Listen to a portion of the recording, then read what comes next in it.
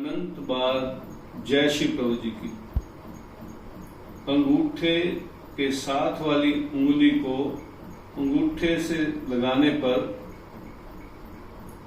कुछ बड़े बड़े योग प्रचारक, जी न्यूज वाले, इवन कई लोग राधा स्वामी के चेले भी इसे ज्ञान मुद्रा, ध्यान मुद्रा कहते हैं। 45 साल निरंतर भगवान का ध्यान और भजन करने के बाद ये अनुभव हुआ कि ये कोई ध्यान मुद्रा नहीं है, ये कोई ज्ञान मुद्रा नहीं है। जबकि वो कहते हैं कि इससे मन शांत हो जाएगा।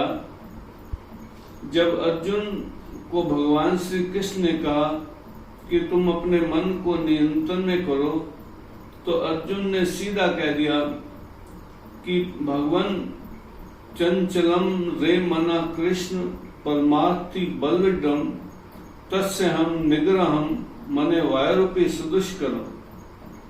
ये मन बड़ा चंचल है, इसको वश में करना इतना मुश्किल है जैसे वायु को वश में करना। अगर उंगली को अंगूठे के साथ मिलाने से मन शांत होता, ध्यान लगता, ज्ञान होता, तो अर्जुन मिनट में कर लेता। लेकिन ऐसा संभव नहीं है।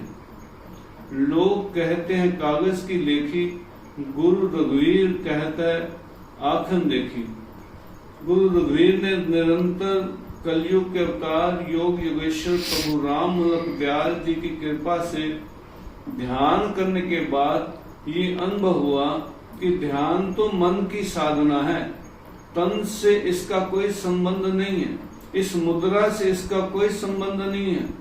जैसे कबीर जी ने बड़े सुंदर शब्दों में कहा है कि माला तो कर में फिरे, माला तो कर में फिरे, जीव फिरे मुख माही, मनुआ तो चौदिश फिरे, यह तो सिमरन नाही।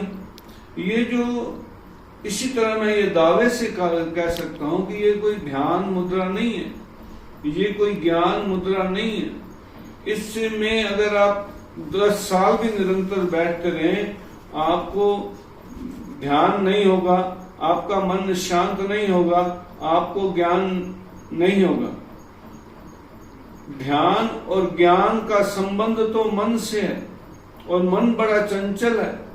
मन को नियंत्रण करने के लिए केवल जो है परमात्मा का ध्यान किया जाता है, परमात्मा का चिंतन किया जाता है, परमात्मा का जप किया जाता है। जब साधक जप करते करते उस परमात्मा में लीन हो जाता है तो मन ऑटोमेटिकली जो है शांत हो जाता है, और मन के शांत होने पर इंसान को ज्ञान होता है, इंसान का ध्यान लगता है। और इस मुद्रा में मैं फिर कह रहा हूँ कि ये कोई ध्यान मुद्रा नहीं है, ये कोई ज्ञान मुद्रा नहीं है, ये तो पाखंड मुद्रा है, ये ढोंग मुद्रा है। अनंत बार जय श्री प्रभु।